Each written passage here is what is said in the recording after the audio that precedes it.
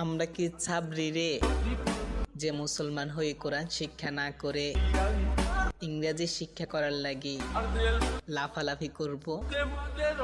আমরা তো কোরআন শিক্ষা করব। আমরা কি ছাবরি রে যে মুসলমান হয়ে কোরআন শিক্ষা না করে ইংরেজি শিক্ষা করার লাগি লাফালাফি করব? আমরা তো কোরআন শিক্ষা করব।